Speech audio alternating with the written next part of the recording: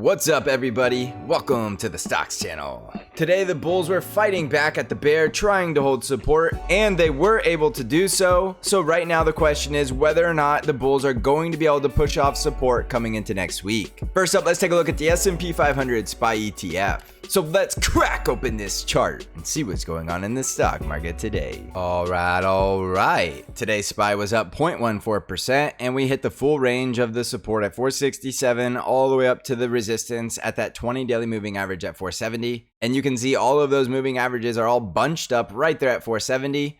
So going into next week, I do believe it is going to be a very simple trading week because the bulls simply need to hold support at 467 and break resistance at 470, and they should be able to push higher towards 475 and possibly even the previous all-time high, because remember, the triple Qs and the Dow Jones have made new all-time highs. So there is going to be a very good chance the S&P 500 is also going to do the same thing. Doesn't mean it has to, but it's definitely a very good chance. Now next week, if we're going to have a bearish week and we're going to continue this sell-off, because keep in mind this is the first week of the year and we are definitely on a very bearish start to the year, but that doesn't guarantee that that bearish momentum is going to continue. So I'm going to continue to tell you a very simple rule: do not get bearish unless we start breaking the support at 467. I do think if SPY breaks 467, we should come down here towards 458. But that doesn't mean that the support is going to fail. It simply means that if it does, we are likely going all the way down towards 458 to 460. So going into next week, I think you should have this level at 467 very well defined in your trade plan, because I do believe whether you're going long or short, it is going to be your risk level, and it's that important of a risk level right now. If you just look at this very powerful bull rally, we have only had support at 467, meaning that if we cannot hold this support at 467, it does look like we could have a very vertical drop down towards 458 to 460. So it is a very important level whether you're shorting or going long. That level is going to tell you everything about which direction the market should be moving from here. Now, another thing I want you to pay attention to is I told you yesterday there was a good chance this is going to end up being some kind of bear trap, because as we are approaching this critical support, we are seeing very low volume.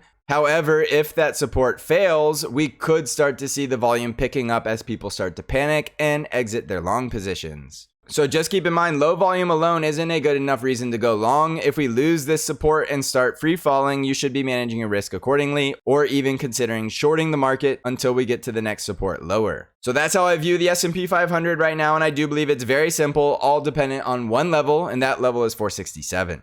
On the NASDAQ 100 triple Qs, we were up 0.12% today, and just like SPY, we are sitting right on top of this very critical support at 396. And 2 days in a row, this is where the price action has been stalling out, meaning that the selling pressure is starting to dry up. And it could mean the bulls are going to make an attempt to bounce off this support early next week. So just like I told you, SPY 467, I think the equivalent level on the triple Qs will be right here at 396. And as long as we can hold above 396, it's possible the bulls make an attempt to push all the way back higher towards 403 to 404. And if we break through that resistance, then we go up to fill the gap at 407.58. So the bulls simply need to bounce off support early in the week, and then we're looking for those two higher prices. And if we cannot hold support and we break down below it, it should be a very quick chip down here towards 391 to test the breakout. So below 396, I'm looking for 391, and above 396, I'm looking for 404, and then the gap fill just below 408. It should be that simple, so follow the price action at that critical risk level. On the Dow Jones, we were up 0.03% today, so we went absolutely nowhere, and the Dow Jones is now 3 days in a row below a -5 EMA, but still above a rising 20 daily moving average. So this is going to be a critical range between 372 and about 377. Above 377, we break out to yet again another brand new all-time high, and that means we should start pushing into the 380s with a price target of 383. If we break down below 372, then we come back down towards 370 and then 367. And if we can't hold any of that support, it's a straight flush down towards 360. So don't rule out the bulls, because they're holding above a rising 20 daily moving average in a very strong bull trend, and it is possible we are going to make brand new all-time highs as long as we can hold support. On the Russell 2000 IWM ETF, we were down 0.29% today, so the small caps are continuing that pullback even after we filled the gap today. So this gap is now closed, which leaves only one more support level down here between 190 and 191 before we come back down to the 50 EMA at 188. So that's your critical support at 191 and 188, and if we can't hold that support, then we could come all the way back down towards 180. Now do pay attention to the gap above, and I think there's a very good chance we're going to fill that gap early in the week, and that gap is up there at 198.44. So in the short term, I do expect the small caps to bounce above 190 and then go higher towards 199 to 200. If we break through 200, we go higher towards 203, and then above 203, we go towards 208. On the ARKK ETF, we were down 0.02% today, so we were very flat on the day, and we are still holding this support right around 48, and I'm going to go ahead and draw that level in because it is becoming more and more significant. Above 48, look for a bounce towards the gap fill at 50.22 and the resistance at the 20 daily moving average at 51. Above that, we go to 52.3 and then 54.6. And if we break support at 48, we have another very strong support at the 50 EMA at 47. On the VIX, we were down 5.66% today, and this is VIX Crush Friday, so there's no surprise seeing the VIX crush, and it also tells you there was not a lot of fear today.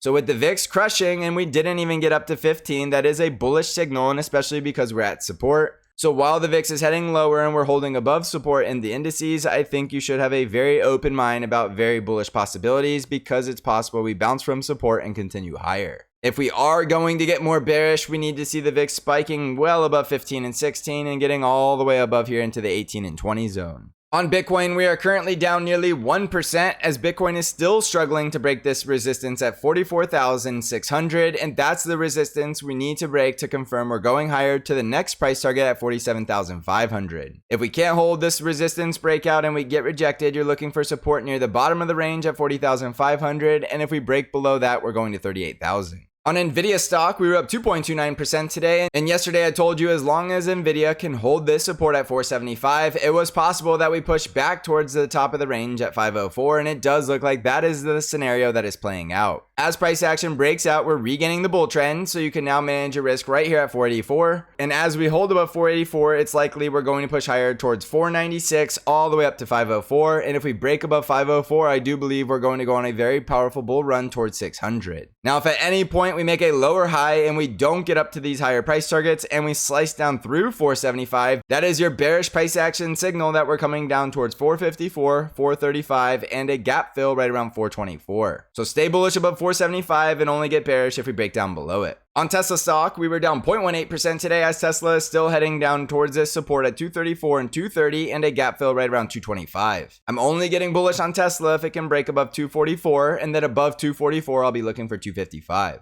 On Apple stock, we were down 0.4% today as Apple is now 4 days below the lower Bollinger Band and now reaching the rising 200 daily moving average, which I think is going to be a very critical risk level and support at 180. I do believe this is an area to consider buying Apple for low risk because from here we can easily bounce higher to fill the gap above 183 and a gap above 191. So 180 to 182 is a zone you should be looking to add in and not somewhere you should be shorting this stock in my opinion. And it's only if we break the support between 179 and 180 that I would start to get bearish. So around this zone, look for Apple to possibly try to find a bottom and start putting in a bounce very soon. So jumping back over to the S&P 500, the first week of the year is now complete, and I think this is a very simple trade plan on the S&P 500 of simply watching the level at 467. There's no reason to be bearish at support until this support breaks down. So try to block out the noise and understand that we are still in a very powerful bull trend and the price action is still at a support level that I would give benefit of the doubt to the buyers because the buyers are clearly holding at this level and I would not expect anything to happen. Let the price action do all the talking. Below 467, we can get a lot more bearish of a much deeper correction.